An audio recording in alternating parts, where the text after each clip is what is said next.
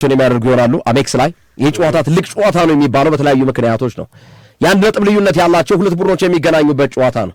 እንደሚታወቀው ቼልሲ 48 ነጥብ ይዞ የአውሮፓ ሻምፒዮንስ ሊግ ቦታ ላይ ምንም እንኳን ከሊቨርፑል ጋር ያለው የነጥብ ልዩነት የ7 ነጥብ ልዩነት ላይ ቢቀመጥም ማለትም ቼልሲ 48 ነጥብ ስላለው ሊቨርፑል 55 ነጥብ ስላለው ቢያንስ ለመጠጋት ያስችሏል። ቀሪ ጨዋታዎች አሉ፣ 5 ጨዋታዎች አሉ። ከዚህ በኋላ 5 ጨዋታ ማለት 15 ነጥብ አለ።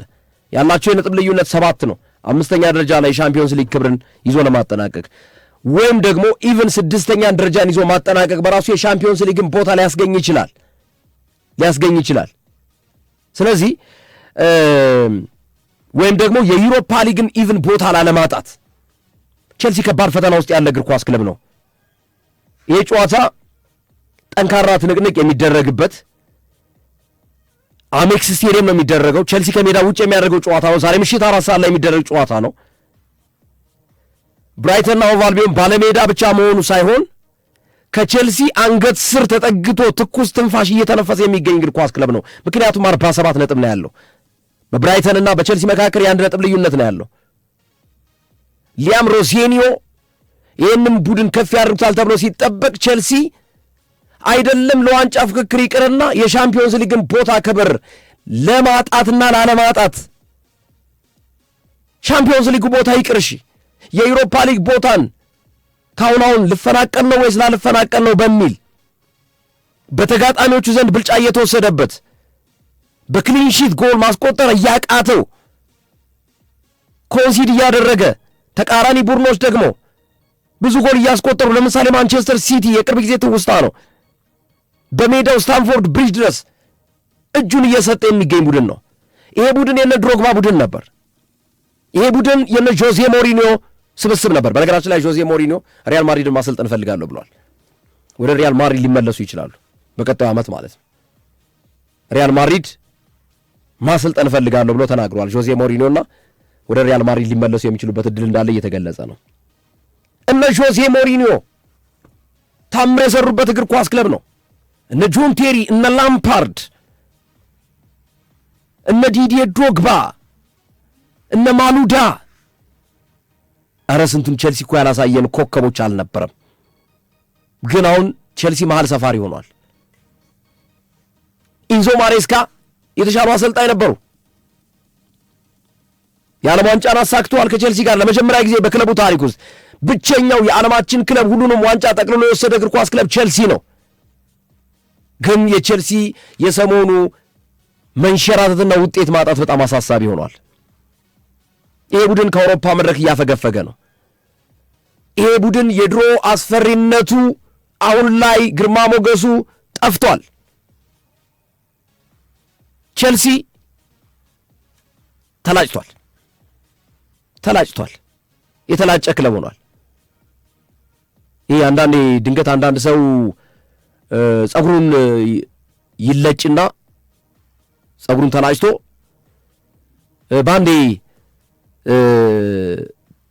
ምድረ በዳ የሚመስል ሁኔታ ታይበታል። ፊቱ ጭር ይላል፣ በቃ ፊቱ ይከሳል። ወይም ደግሞ ጭንቅላቱ ላይ ድንገት የሆነ በሆነ ምክንያት በቃ ጸጉሩን ይላጫል።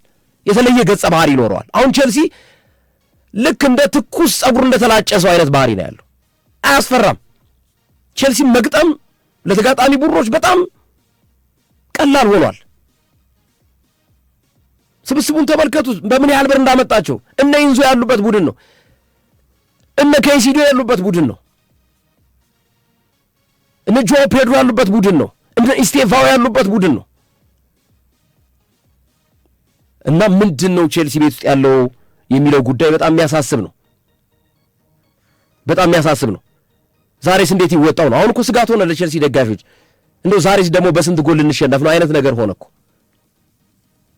ነው። ወይስ አቻ እንወጣለን ሆነ እኮ እናሸንፋለን የሚል ስነ ልቦና ጥንካሬ በደጋፊዎቹ ዘንድ እንዲያጡ አስደርጓል ቼልሲ። ስለዚህ በአንድ ነጥብ ልዩነት ያሉት ብራይተንና ቼልሲ የሚያደርጉት የጨዋታ መርሃ ግብር ዛሬ ብራይተን ካሸነፈ 50 ነጥብ ይገባል። ቼልሲን ያፈናቅልና 6ኛ ደረጃ ላይ ይቀመጣል ብራይተን ማለት ነው።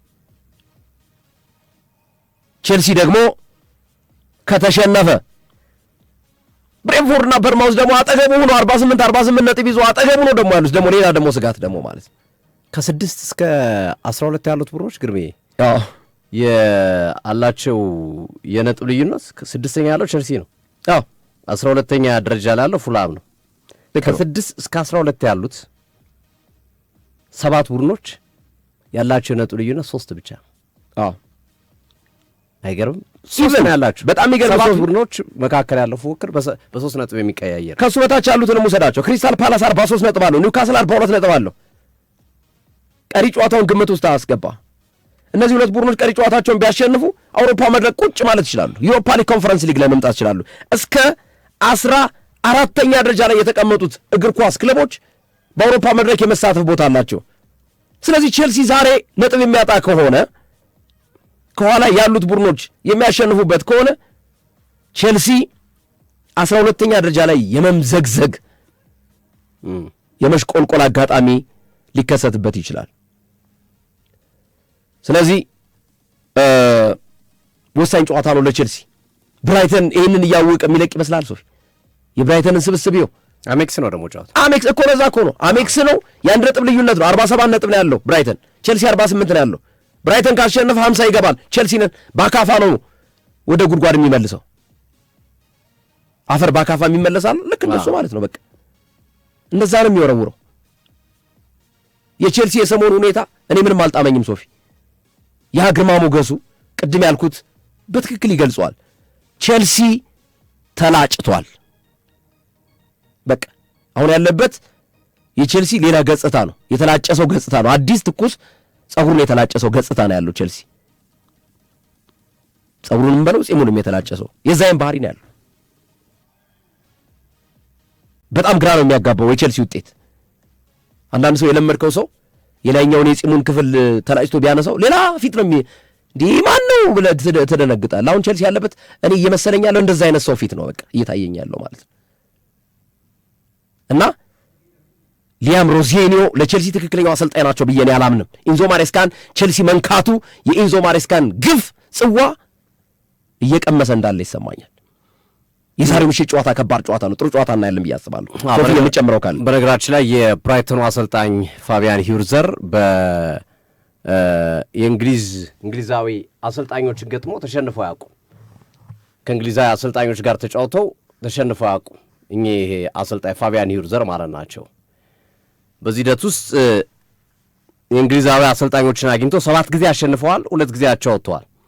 ሸዋን ዳይችን፣ ኢዲሆውን፣ ጋሪ ኦኔልን፣ ግራም ፖተርን፣ ስኮት ፓርከርን የመሳሰሉትን አሸንፈዋል።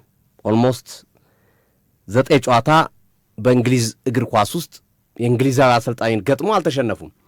እንግሊዛዊ አሰልጣኝ ገጥሞ ብዙ ጨዋታ ያልተሸነፉት አሰልጣኝ ሉዊስ ፊሊፔ ስኮላሪ 11 ናቸው።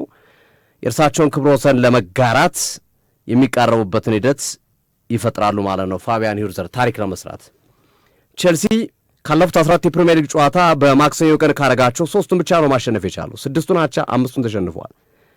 ማክሰኞ ቀን በሚደረጉ ጨዋታዎች ባለፉት 6 ጨዋታዎች በ5ቱ 2 እና ከዛ በላይ ጎሎችን አስተናግዷል ቼልሲ። ብራይተን ያለፉትን 2 የሊጉ ጨዋታዎችን ከቼልሲ ጋር አሸንፏል። ከዚህ በፊት በ19 ጨዋታ ነበረ 2 ጨዋታ ማሸነፍ የቻለው። አሁን ግን ከ2 ጨዋታ 2ቱን አሸንፏቸዋል። ባለፉት 5 የፕሪሚየር ሊግ ከሜዳ ውጭ ጨዋታ ብራይተን አልተሸነፈም። ባለፉት ወደ አሜክስ መጥቶ ቼልሲ ካረጋቸው 3 ጨዋታዎች በ2ቱ ተሸንፈዋል። ካለፈው 2022-23 ወይም ከ2 ዓመት በፊት ጀምሮ ብራይተን ከቼልሲ ጋር ካረጋቸው 7 ጨዋታዎች በ6ቱ 2 እና ከዛ በላይ ጎሎችን ማስቆጠር ችለዋል። በአስገራሚ ሁኔታ ቼልሲ ብራይተን ላይ 2 ጊዜ ቀድሞ ጎል አስቆጥሮ 2 ጊዜም ተሸንፏል። ቀድሞ ባስቆጠረባቸው ጨዋታዎች ቼልሲ ተሸንፎ ተመልክተዋል። ብራይተን ባለፉት 9 የሜዳ ላይ ጨዋታው በአብሬጅ 1.8 ጎሎችን በየጨዋታው ያስቆጥራል። በ9 ጨዋታ 16 ጎሎችን አስቆጥሯል ተቃራኒዎቻቸው ላይ። አስደናቂ ቁጥር ነው ይህም ቁጥር። ስለዚህ ብራይተን ነገሮች በተስተካከሉበት ሰዓት ቼልሲን ያገኘበት ጊዜ ይመስላል። ብራይተን ጥሩ በሆነበት ጊዜ ቼልሲን አግኝቶታል። ለዛ ነው ይበልጥ ለቼልሲ ጉዳዩን አስቸጋሪ የሚያደርገው። አንድ ነገር መናገር ይቻላል። በዛሬው ጨዋታ ቼልሲ ከተሸነፈ የአውሮፓ ሻምፒዮንስ ሊግን እንደተሰናበተ ነው የምቆጥረው። ምክንያቱም ዛሬ ከተሸነፈ ማለት እነ ሊቨርፑል እና አስቶን ቪላ ተጋጣሚዎቻቸውን በቀጣይ ጨዋታ ካሸነፉ አሁን ያለው የ7 ነጥብ ልዩነት ወደ 10 ያድጋል። የማንቸስተር ዩናይትድ ደግሞ ከ10 ወደ 13 ያድጋል። የሚቀሩት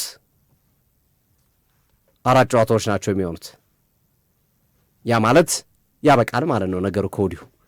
የቼልሲ ሻምፒዮንስ ሊግ ተሳትፎ ይዘጋል። አሁንም ኢቭን ብራይተንን አሸንፎ ታምር ይፈልጋል። በጣም ታምር፣ በጣም ብራይተንን አሸንፎ እንኳን ሳያሸንፍ ብራይተንን አሸንፎ እንኳን የፈጣሪን እርዳታ ይፈልጋል። ምክንያቱም አሁን ከሊቨርፑል ጋር የ7 ነጥብ ልዩነት አለው፣ ከአስቶን ቪላ ጋር የ7 ነጥብ ልዩነት አለው፣ ከማንቸስተር ዩናይትድ ጋር 10 ነጥብ ልዩነት አለው። እንዴት አድርገህ ነው የምታጠበው? ምክንያቱም ያኛው ቡድን ቢሸነፍ አንተም ትሸነፋለህ፣ አብሮ ያቻ ትወጣለህ፣ ያኛውም ሲወጣ ሁሉንም ጨዋታ አሸነፈ። እነሱ ደግሞ ሁሉንም ጨዋታ የሚሸነፉበት መንገድ የለም። ስለዚህ ቼልሲ ዛሬ ከተሸነፈ የሻምፒዮንስ ሊግ ቦታን ይርሳው ግርሜ። ለኤሮፓ ሊግ ምናልባት መሞከር ይችላል። ኢቨን ኤሮፓ ሊግ አስቸጋሪ ነው የሚሆኑበት። ምክንያቱም ከስር ያሉ ቡድኖች ካሸነፉ የ3 ነጥብ ልዩነት ነው ያላቸው ከቼልሲ እስከ 12ኛ ደረጃ እስከሚገኙት ክለቦች ድረስ። ስለዚህ ቼልሲ ተሸንፎ ሌሎቹ በሙሉ ካሸነፉ ቼልሲ 12ኛ ደረጃ ላይ ይመጣል ማለት ነው ባይዲፎልት። በጣም የሚገርመው እሱ ነው። ቼልሲ አሁን 48 ነጥብ አለው። ለአድማጮች ግልጽ እንዲሆንላቸው ብሬንፎርድም 48 ነጥብ አለው፣ በርማውዝም 48 ነጥብ አለው፣ ብራይተን 47 ነጥብ አለው፣ ኤቨርተን 47 ነጥብ አለው፣ ሰንደርላንድ 46 ነጥብ አለው። ስለዚህ ቼልሲ ዛሬ ተሸንፎ ያው ብራይተን ካሸነፈ 6ኛ ይመጣል ቀጥታ። ከዛ ብሬንፎርድ በርማውዝ 48 ነጥብ ስላላቸው፣ ኤቨርተን 47 ስላለው፣ ሰንደርላንድ 46 ስላለው ቀጣዩን ጨዋታ ካሸነፉ ቼልሲ ተምዘግዝጎ 12ኛ ደረጃ ላይ ቁጭ ይላል ማለት ነው። ለዛ ነው የዛሬ ምሽቱ ጨዋታ ከባድ ነው የምንለው ሶፊዬ፣ ለማጠናከር ነው የገባው።